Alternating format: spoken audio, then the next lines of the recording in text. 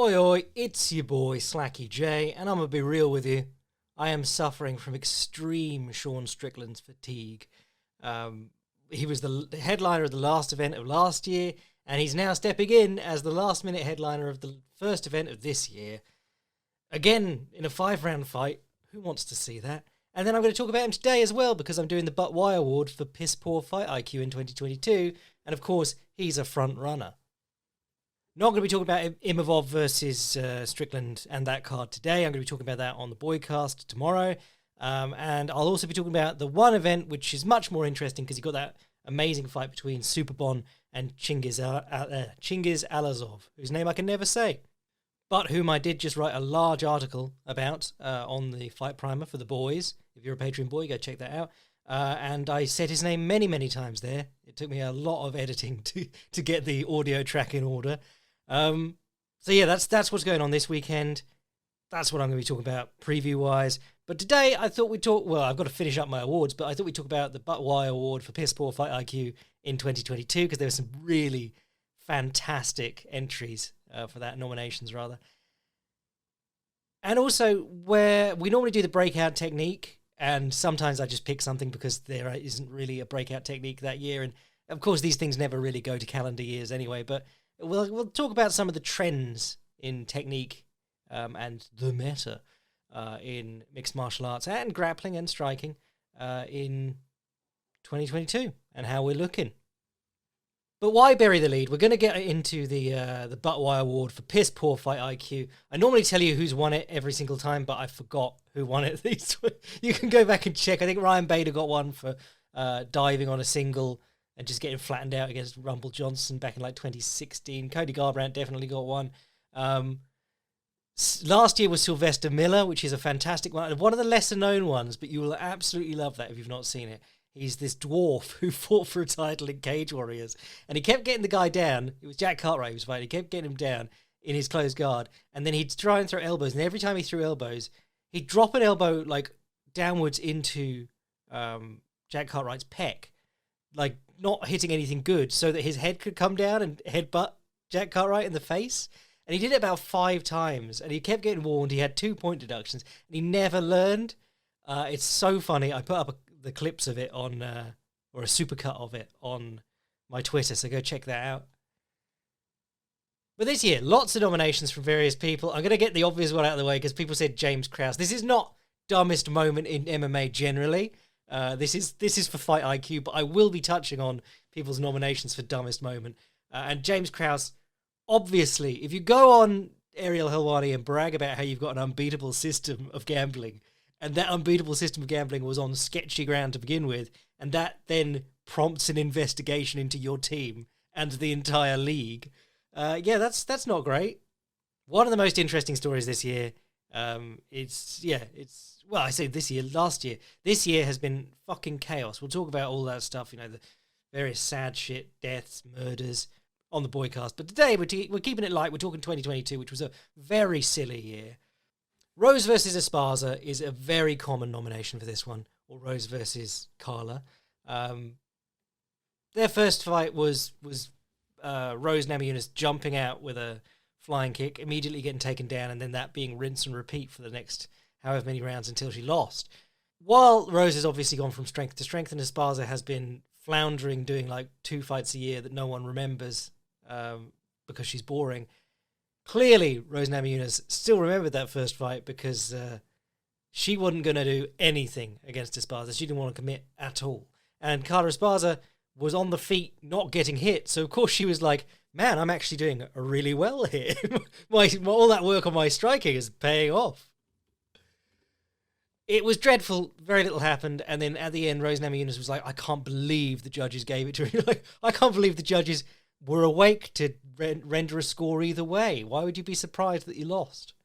But if there's one thing that's, fairly apparent about Rose Namajunas is that she's got a lot of yes men, a lot of weird fans. God, the weird fans were out in force last week when I did Most Improved Fighter and I used Zhang in the thumbnail. Didn't even give it to Zhang, but people were going mad in the comments. I check every single account created on the 27th of October.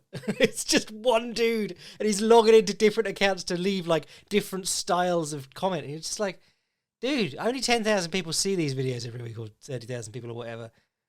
Maybe, do something more productive with your time.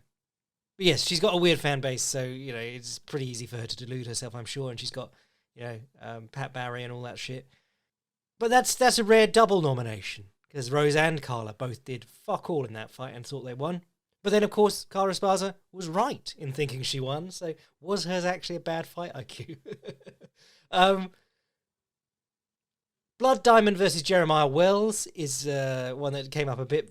Again, a double nomination, because Jeremiah Wells decided, he was like, I'm going to go viral. And he opened the fight by sprinting around the edge of the cage, just like I believe Anderson Silva did against Stephan Bonner. And Anderson Silva also fell over. So Jeremiah Wells fell over, and Blood Diamond, a striker, and not particularly powerful, explosive striker either, not a one-shot striker, but just decides to give up any chance of striking by running into a clinch.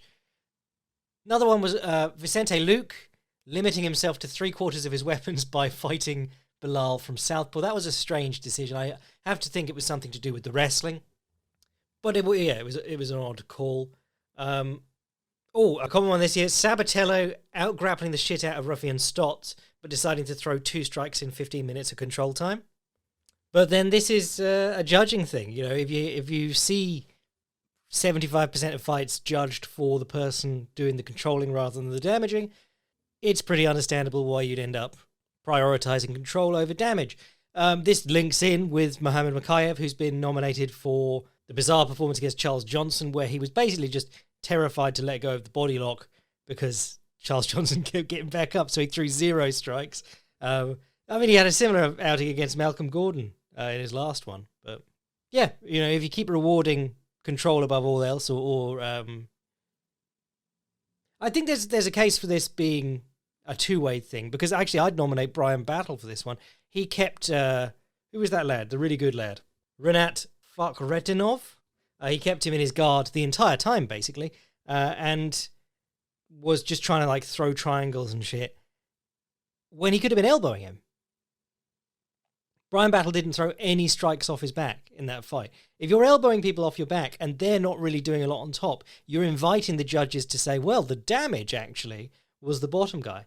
Because I think, to some degree, there are just lazy judges who look at the fight and go, he's on top, cool, he's winning this round. But, some of them are fight fans. They're going to be bored watching people hold top position. They're going to be more than willing to score the round for you if you make it questionable by throwing lots of elbows from the bottom position. So I feel like the onus is on people who are getting mogged grappling-wise to make the case that they're winning on damage, because damage is supposed to be scored before control. But if no damage is happening, you're asking the judges to go down to the next criteria on their list. Or the pyramid, the downward pyramid that Ryzen has. They want 50% on damage, 30% on grappling, and then 20% on control. No, ring generalship. Or just generalship. It's really fucking stupid when you read it. And you're like, how do you think anyone's going to do that in their head? Japanese MMA has always just been judged on vibes. That's the get out. You say it's the whole fight rather than just the rounds. Lots of nominations for Paddy Pimblett walking onto counters for an entire fight. Did he only have one fight this year? I mean, he walks onto counters in all his fights. Oh, he fought, my boy, what's his name? Fuck. Jordan Levitt, back in July. Oh, and he fought Rodrigo Vargas in March. Fucking hell. Basically, the whole Paddy Pimblett thing happened over 2022. So yes, chin up in the air while you're swinging. I mean, that's a mechanical... Well, we talked about this last time, but that's a mechanical thing more than it is a fight IQ thing. Lots of people suggest Kevin Holland for letting Wonderboy get up multiple times. I mean, yes, because later in the fight he decided that the grappling was where he was going to try and pull it back, and he'd already thrown away 2 opportunities to, free top position. I always think of Ion Cutelaba versus Glover Teixeira, where Glover Teixeira was having a hard time with him, getting beaten up on the feet, and then Cutelaba just throws a crap kick and... falls over, and then Glover Teixeira just jumps on him and says, "You're not getting up again." And that's how everyone should be, unless you are only a striker. If you're a one-dimensional striker fighting a one-dimensional striker, you should still take free top position. Especially if his hand was hurt early, as was speculated by many people, because he was looking for the collar tie elbow. I thought he was looking for the collar tie elbow because he was just slower than Thompson, so he's trying to grab a hold and hit him with the elbow afterwards. It would have been a good idea to go to, even if he didn't have a hurt hand. But if he did hurt his hand early, then letting Thompson up twice is a real strange decision. Nominations for both Jan Blachowicz and Ankalaev for their fight. Some people getting mad that Ankalaev took until the third round to start grappling. Other people getting mad that Jan Blachowicz basically had him falling over himself with a busted up leg and didn't capitalise. Lots and lots of nominations for Glover Teixeira jumping the ghillie on Yuri after hurting him.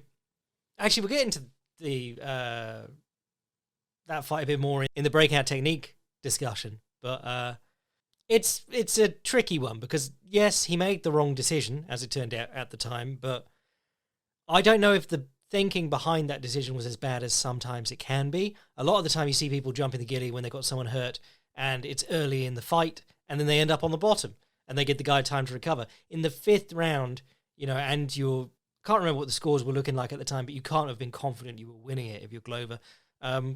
I think you got to go to whatever you're comfortable with finishing the fight. He hurt him with his hands and he thought he could have submitted him. So he jumped the ghillie and obviously ended up on the bottom. But, it's a guy who's... A lot of the time you see people, when they jump the ghillie, it's guys who aren't as comfortable with their hands. Glover Teixeira has knocked out a lot of people. And clearly at that time he was feeling more comfortable jumping the ghillie. Or thought he had a better chance of finishing the fight by jumping the ghillie. Not saying it's not it's not a bad piece of fight IQ, but I can understand... Well, no, I would say that's a decision that turned out wrong rather than something that was just a terrible idea to begin with. And I say that as someone who's always criticising jumping the ghillie. TJ Dillashaw going into a fight with one arm. An alternative arm-related nomination, Pico's corner for trying to de-limb the poor bloke, someone said.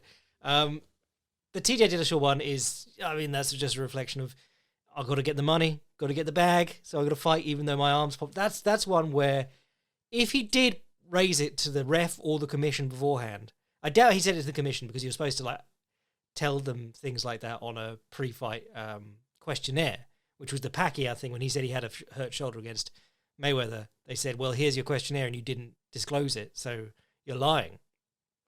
Or you committed fraud on that application. But I recall after the Dillashaw thing, he said that he'd approached the ref and said that he knows how to pop his arm back in. Like he had to make it clear to the ref before the fight. The moment a fighter says that to the ref should be like, I need to talk to the doctor or the commission or someone. Yeah, it's insane that fight was allowed to go ahead. The Pico's corner thing, I've seen a few of these this year. It comes from that martial arts bullshit of they teach you to hurt, but you also learn how to heal. And you're like, no, you don't. I don't know fucking anything about making people better. You can't, if you have popped a shoulder back in at some point and it's not caused any damage and the person's felt all right, that's probably more just because the shoulder was going back in anyway and you moved it around a bit and it just did it. You don't know the direction that you're supposed to put things in to reattach your shoulder. Fucking, was it Pico or someone else where, it was Pico, where the doctor came in and said, that looks like a broken collarbone, mate, after his corner had been yanking on it. But I saw a load of, regional level fights and Muay Thai fights and things this year where guys were just yanking the shit out of the arm. It's not worth it because you end up doing more damage in the long term. That's allegedly what happened with Yuri Prochaska's injury. Popped out in training, then two idiots just swung on it, trying to get it back in, and caused more damage. Nomination for Daniel Rodriguez for clinching Neil Magny repeatedly. Yeah, dudes get sucked into that. It's very interesting. Neil Magny, all he wants to do is jab and throw the right straight jab and straight from both stances and then lean on you. And guys still end up falling into clinches with him. It's the weirdness of Neil Magny's style. I think Daniel Rodriguez is just not that good. I think he doesn't have a lot going on, aside from a decent left hand and a decent left kick. I think he's just, he's got further than he probably should have on his ability.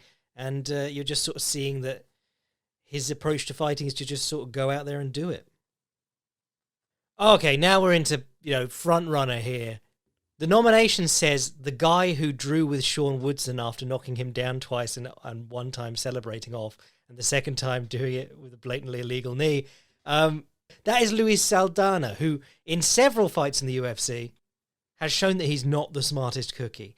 But the Sean Woodson one is amazing because he knocked him down with like a swatting left hook as Woodson was coming to him. So he was doing long man techniques against Sean Woodson. And then he ran up to him and kneed him in the head on the ground. And as the ref came in to separate them and be like, what the hell are you doing? He was jumping up on the cage, freaking out, thinking he'd won. Had a massive adrenaline dump. And then the next 2 rounds went on to draw because Sean Woodson was in the fight. I mean, it didn't stop being stupid there because he got on top of Woodson in the second round and was just lazily laying on top of side control. And Woodson grabbed a buggy choke attempt. Saldana didn't know how to deal with it and just sat there. And it's MMA. You can slam the dude off the mat. You can pick him up and force his head into the mat, or the back of his head into the mat. You can't spike him. But him losing the second round because he was in the buggy choke the entire time, extremely funny. So he ended up getting a draw in what was basically an assured knockout. Oh, hang on, no, he knocked him down the first time and then let him get up and like mean mugged when he could have knocked him out, and Sean Woodson was clearly out on his feet. Knocked him down the second time, then kneed him in the face and celebrated. Just amazing. Real dumb shit behaviour from Luis Saldana. And, I can understand, like, mistaking a stoppage. I was going to say that's happened to good fighters, but it happened to Polaris. It hasn't happened to too many good fighters. But, Anderson Silva, he thought he beat Michael Bisping.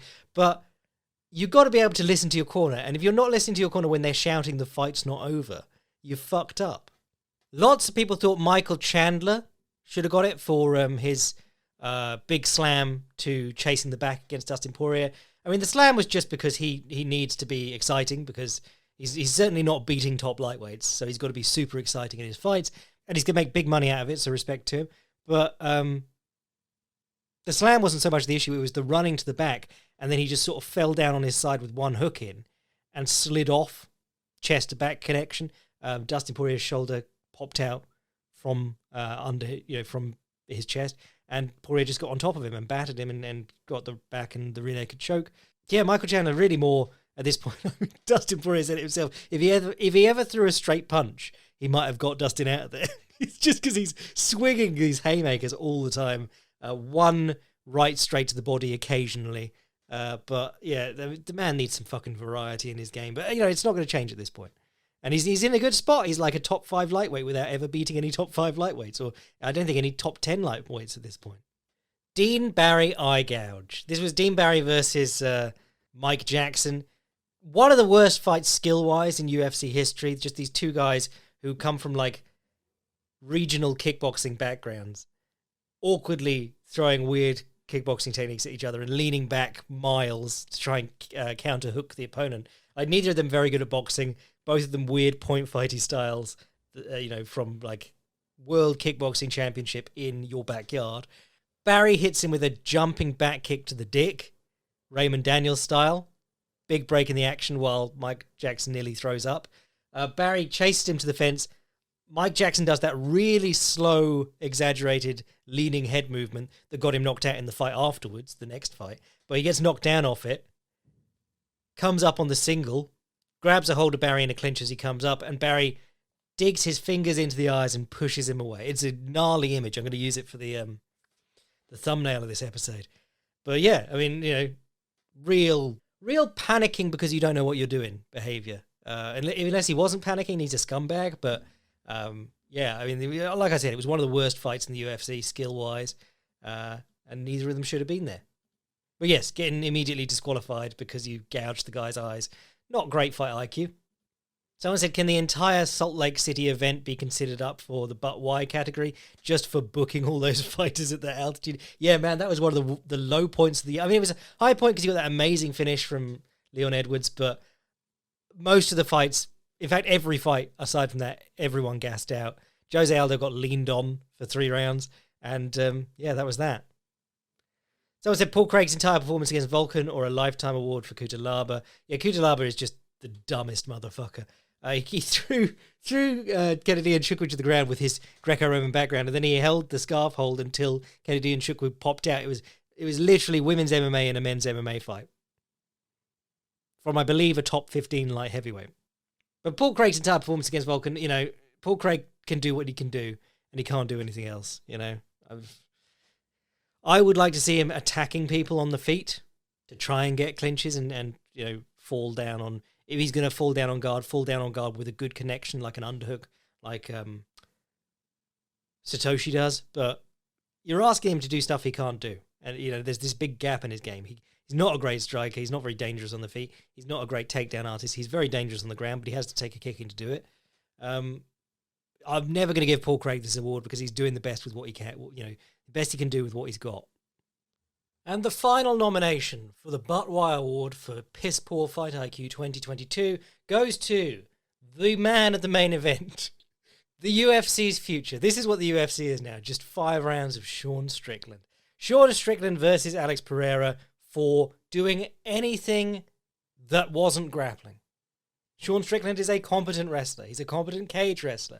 He's a competent top player. He's probably a competent guard player.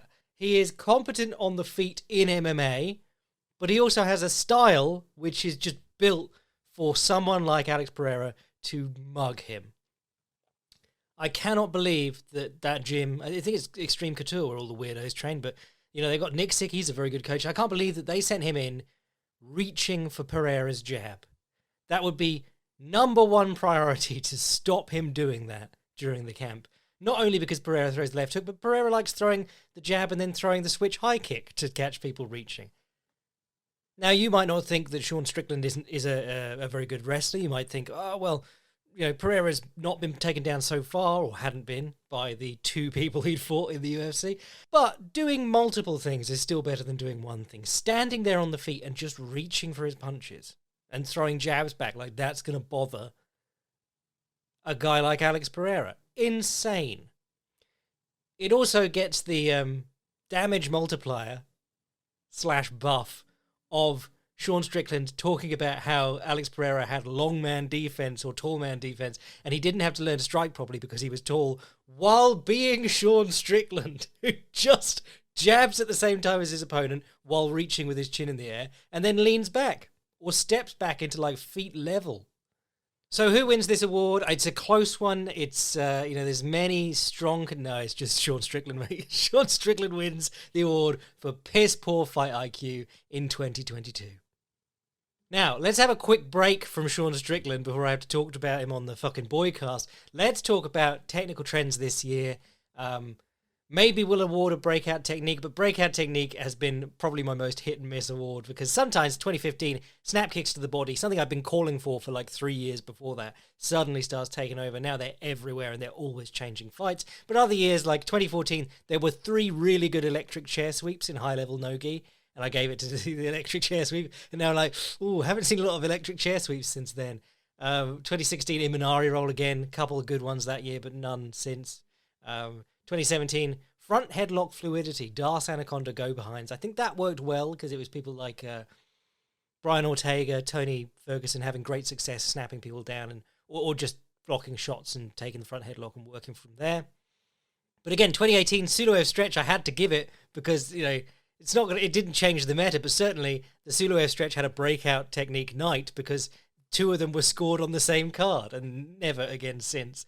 2019, I think I said I don't have an award for this one. 2020, the Poirier shift, because that was a good decision, because that has been catching on like wildfire, and it's been used by a lot of different people in a lot of different applications. The Poirier shift is when you throw your rear hand straight. So if you're let's say you're orthodox, you throw your right straight, and then you retract it slightly and throw it again as a jab. So you double up your right hand, but as you throw it as a jab, you're stepping through. So right straight, right jab while stepping. And then you throw something on the end of it. So Dustin Poirier has been doing this from southpaw his whole career. Left straight, step through, left jab, right overhand. And that's his number one knockout punch. That's the one that hurts everyone. I always say he's a southpaw who has done the majority of his hurting with an orthodox overhand right. But there was that great fight between Justin James and Gavin Tucker, where they both were using the rear straight, step through, jab to uppercut, and they were both hurting each other with that. There was Corey Sandhagen, who uses the rear straight step through jab and then throws the body kick. So he starts on a closed stance setup, so orthodox versus orthodox. Whereas Dustin, for his overhand, he starts in an open stance, southpaw versus orthodox. So yeah, I thought that was a good call, the Poirier shift. And then, of course, he used it a couple of times and even faked it to score a takedown against McGregor in their second fight. 2021, I was split between low singles and buggy chokes because there were a couple of guys coming in low on legs and coming up. I should have said low singles / sweep singles, entering low on the leg, going knee to the floor and coming up around the opponent, trying to run to the back, things like that. Gary Tonin did well with it. The fight before his disastrous title fight with Tun Lee, Roberto Satoshi almost got on Tafik Masayev's back and in fact pulled guard and got the triangle off that. And buggy chokes, they weren't good necessarily. You didn't see any high-level buggy choke tap-outs in MMA. You saw a couple in Nogi grappling. But you did also see that they could be held and used. For every Tony Ferguson just desperately clinging on to one and not getting it, there have been guys who have used it to buy time. I mean, just this year we had Sean Woodson, I already mentioned. But I also do every week see a clip, normally from Kaposa, of someone in a Russian organization holding onto a buggy and getting slammed into the ground 3 times and then going unconscious on the last one. It's been interesting, the buggy choke, because I've found that it annoys black belts the most because they're like, no, you should learn fundamental escapes, but they're also going red with red in the face when they're in them. Yeah, I mean, I like it because it's enabling you to attack from a position where you're supposed to be completely defensive, but you do see guys use it as a crutch, and it also just stalls fights too. The Sean Woodson one is a great example. Tony Ferguson, even against Oliveira, was able to sort of hold him there for a while, just getting kneed in the body. And of course, you can blow out your own knee if you do it shittily. So 2022, a few nominations, a few that I'm going to talk about. I've been talking for a while about how the left hook is going to be the next big thing that gets a lot better in MMA, counter left hooks especially. I think it was last year Sarukian knocked out a guy with an amazing counter left hook, and I was talking about it on this podcast last year, the awards. Obviously, Alex Pereira hit that amazing one on Israel Adesanya, advancing rather than counter left hook. Actually, both of his this year were advancing, having written a whole article about how his best left hooks are retreating or counter left hooks, and then he landed the 2 ones that made the difference this year were advancing left hooks, which aren't even the hardest ones he throws, because his body's not moving to his rear leg, it's moving to his front leg, which is his left leg, which is obviously, if you're throwing a left hook, you want your weight going from left to right, which is front foot to back foot. So throwing them retreating or going back into your stance is often more powerful. Go and read Advanced Striking 2.0, Alex Pereira, on the Patreon, if you want to read more about that with lots of diagrams and things. But yes, it has been a good year for the left hook. And left hook, by left hook I mean lead hook, because you could say that Islam Makhachev landed a good left hook because he threw a looping left punch and knocked down Oliveira, but not, that's his rear hand. I don't know if we're ever going to get the chance where I'm actually going to be able to use left hook as breakout technique of the year. I think it's just slowly getting better. Someone said front kicks to the body, but we've already had it, mate. 2015. I was telling people about it in 2012. Round 5 finishes, someone said. Interesting one here. Someone said not game-changing, but I like the jumping toe kick to the body. Rukia Ampo did it on in his fight on the match pay-per-view with Tension versus Takeru. And Paul Hughes did it a number of times against Vucenic in their rematch. Yeah, this is an interesting one. Fake with the rear leg, jump, kick the body with the lead leg. I mean, I think probably most famous for that sort of kick is Saenchai, however you want to say it, the Muay Thai great. But he does a lot of lead leg fakes, rear leg jumping kicks.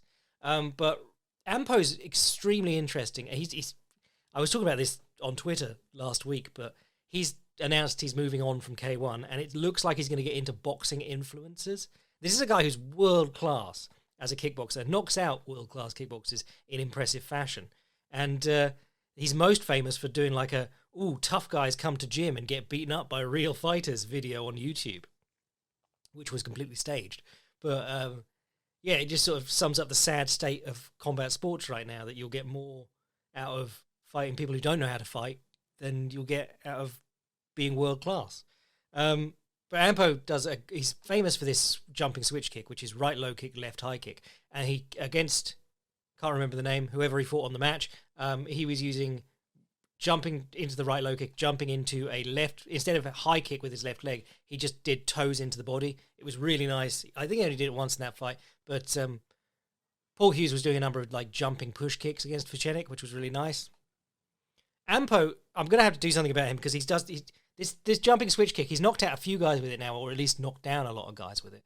And I think the secret is that he does it off withdrawing his lead leg from a low kick. He catches so many guys, they'll throw the inside low kick, the left kick, the left inside kick to his lead leg. He pulls his leg back and he immediately does the jumping switch kick. And I think it's the combination of it being, them being out of position, so they're expecting to be kicked in the back of the lead leg, which is the very common counter in kickboxing. So they don't think about the second thing coming behind it. It's the one time you're not going to expect a flashy feint.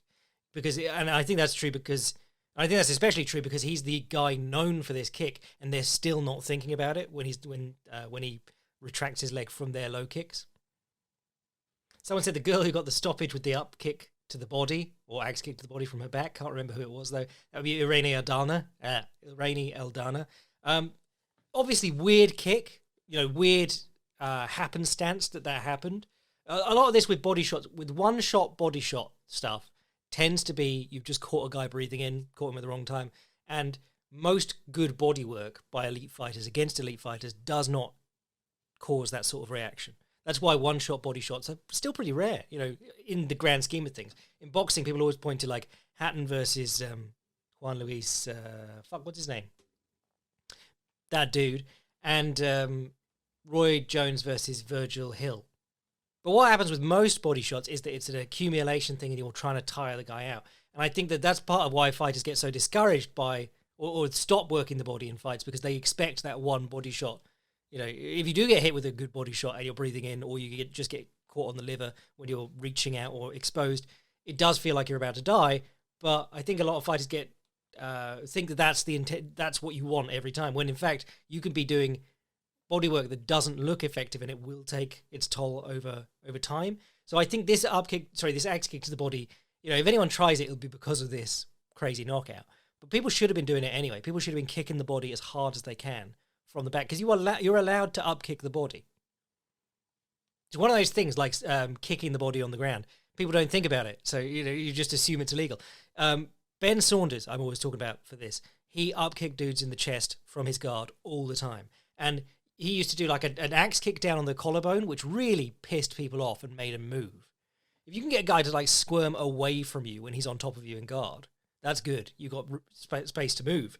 But actually linking in with this year, what was Gilbert Burns' best way of getting Khamzat Chimaev off him? He horse kicked him in the chest. It still works. Vas Rutten was doing it back in Pancrase. If you kick someone in the chest, you can move them off you. There's a rule in jiu-jitsu, which is I think your foot has to make contact before you initiate the force. That's how you differentiate a kick from a push. But functionally in MMA, they're the same thing. If you just hoof someone in the chest, that's a nice explosive push that gets them away from you, and you might wind them. And of course, if you push someone off you really quick and you've hurt them while you're doing it, you've caught them in the gut or the chest or whatever, there's a good chance they just lunge back onto you. And if they're on their feet, they're getting head kicked. They're getting up kicked in the face. So everyone should be kicking the body from their back all the time. I've always believed that. Might not be the breakout technique of the year, but between Irene Aldana and Gilbert Burns using it in pretty significant ways, it's a contender. Lots of people said southpaw left cross to left high kick, or same side cross and high kick. It's an old ass technique.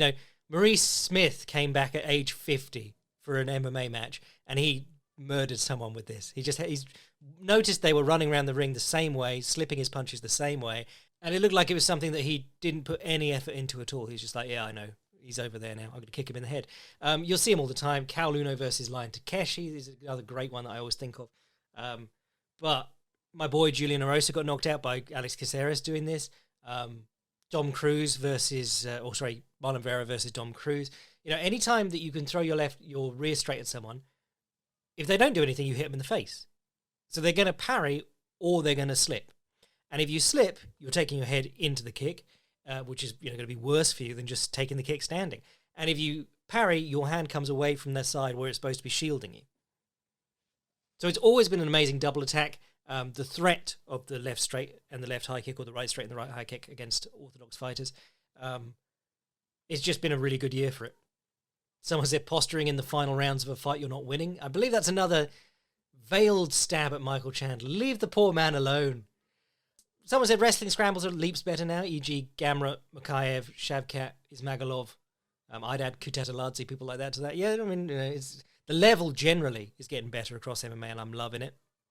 Like I said last week, it's easy to feel depressed when you got like Sean Strickland headlined events back to back. But when we were talking about most improved fighter, there were so many guys there that I was going, oh yeah, this is the stuff that really excites me. Someone said hooking off the jab. I don't know if I saw an awful lot of that this year. I will say double jabs. I was going to put up a video because there were about 4 or 5 fights where they made a huge difference and they just sort of flew under the radar. If you watch, I think it was the last round when Glover rocked Jiri. Glover Teixeira, who never jabs, threw a jab and then threw like a half-assed back fisty jab off the same hand. And it completely threw Jiri off rhythm. You know, where he might have been ready for a 1-2 and just swung back. He was standing there for the third punch, which was the overhand right, and got clattered by the fence. Been a good year for the double jab. I can't remember the specific examples, but I did want to talk about it when I got to this year. I'll go find them, but if you can remember any others, it was a good year for him. Someone said Aldo's leg kick defense is catching on. Both the hinging at the knee, pulling your heel back to your opposite knee, which is how you deal with the calf kick. One way, that's how it's just an extraction of the leg, basically. You're hinging it away from the opponent rather than lifting it up, where it just goes further down your calf, or you're further down your shin, like your ankle. But the other one is the pivot that he does. Obviously, go watch Filthy Casual's Guide, Jose Aldo checking kicks. But yeah, I've seen a few people doing that this year, even in women's MMA and like women's bantamweight, divisions where you're going, this is the last division anything useful will catch on in. So yeah, it's good to see the guys are actually drilling that and treating it. Well, I mean, this is the thing, some trends you can point to and like other people won't notice them, but everyone in the world is aware that the calf kick has been changing the game. So it's the thing that you would hope that in gyms everyone is drilling all the time. To defend, that is. Someone said Luka Poklitz, what's his name? Sub at Bellator 285. This was crazy. This was against Dante Shiro, who he fought Logan Storley, and Logan Storley kept taking him down but couldn't do anything. Logan Storley didn't throw a single punch because he was just being threatened with sweeps all the time. It was constant butterfly guard play. But yeah, this is crazy. He went to get on Dante Shiro's back, missed it, fell over in like a weird guillotine, and basically they're both holding each other in like a bulldog headlock, but both like heads down in a rugby scrum sort of position. And then Dante Shiro just goes to sleep. It's crazy. Go look it up. Luka Poklitz or Luka Polit, I can't remember his name, but it's on Bellator 285. It's against Dante Shiro. You'll be able to find it with those details on Tapology. I might go and find it and retweet it immediately after this. Someone said Dricus Du Plessis' chin up, hands down blitz, an evolution of the Blaho blitz, and other people also said Jan Blahowicz's low kicks to the shin, insane. I said it when that happened, but I just cannot get over. That's the thing you want to avoid most, and he goes to it. It's crazy. The man's made of metal. And then the last one someone said was Haragoshi, Oguruma, Uchimata, Osotogari, etc. off the fence, defensive cage throws. I think this is an interesting one. I don't know if I'd call it the breakout technique of the year, but we are at a stage where defensive cage work is getting interesting because that's been a place where there needs to be a breakthrough. If you watch people like Makachev and Habib and Usman, it's so hard working off the fence. I mean, Leon Edwards did a good job against Usman in the first round. He was able to dig double underhooks, suck Kamaru's hips in, and hit that trip in the very first round. But again, he fell back into just running out of time in the second and third and fourth, and almost the fifth. That's the thing about fence work. It's so time consuming. You're either getting the other guy's putting offense on you, and you are just working entirely defensively. You're trying to break away, and it's almost impossible against truly elite competitors now. But what has been catching on is working off the overhook, doing throws off the cage, which I feel is like a bit of a Hail Mary strategy because you do have to commit, and it's not, you see Paddy Pimblett's done a couple this year, but if you watch people like Islam Makhachev did it in a couple of his fights. I think he did it to Moises, and he might have done it against Oliveira, but Oliveira also did it against him, which was really interesting because obviously he's very good on the offensive against the cage. So it was interesting to see Oliveira able to use it against him, and I can't remember what happened with the scramble, but it was a way to make stuff happen, and that's what you need when you're in those positions. You need to get off the fence and you need stuff happening. If you watch Makhachev do it, sometimes he gets the throw, but other times the guy just throws the hands to the floor and he gets a front headlock, or he runs out and he can start working again. So it's that and the ninja choke, I believe, are the sort of two pillars of defensive wrestling, or not defensive wrestling, but being able to make something happen along the fence, because you need threats. It's like we're always talking, I mean, the downward elbow Travis Brown style has always been a big one too. If guys put their head in the wrong position, you can catch them with that. That's a big game changer along the fence. I believe that the overhead elbows and the framing elbows are the big game changer on the ground for you to be able to make something happen. But the other one is the ninja choke. And the ninja choke's sort of some people get really mad about the terminology. To them, I say, suck a bag of dicks. But some people say that a power guillotine is when their head's under the armpit, and if you've just got the bicep across and their head's like in front of your chest, that's a ninja choke. But we're talking figure 4 front chokes, basically. There were a couple this year. There was a great example of Syed Nurmagomedov chasing one offensively off the cage, because it was interesting because he was being made victim to the classic Nurmagomedov game plan. I know he's off-brand Nurmagomedov. He's stealing Nurmagomedov valor, but he's another one who when he's on offense, he's great. And then suddenly this guy came out and was just hell for leather, pushing him to the fence, and he couldn't really get anything going. But his guillotine, he whipped it over the head while looking away, and then turned back in and punched the hands through to get the full lock. And one of the reasons that I love the full, the power guillotine or the front naked choke or whatever you want to call it with the figure 4 arms is that we've said it before, but the legs don't matter as much. If you get that hand position, you can get thrown down on your side and you've got a good chance of just strangling them unconscious. So it's something people really have to respect. It's not like the guillotine that Dustin Poirier is always jumping along the fence, where he's jumping into like a bad half guard and then Khabib just flops to his side and gets out or gets past his guard. But there's also a load of examples of people like, if you can force a guy to drop on a leg or drop on like a low double, you can just let him fall into your bicep and catch the ninja choke like that. I mean, I was using the really old example of Carlos Condit versus Martin Kampmann 2. So it's been around for a long time. Like that was 2013. But you are seeing people threaten it more and more. And I think it is a good way to make stuff happen off the fence. Alan Nascimento got a great one. His fight before coming to the UFC, it went down as a triangle choke, but it's a ninja choke, and he just throws his legs over the guy's arms on the way down, but he catches it off the fence with his back to the fence. So I think defensive throws and ninja chokes are a really good shout for things that are starting to break through, or people are realizing that they're not gimmicks, they are an important part of applying offense with your back to the fence.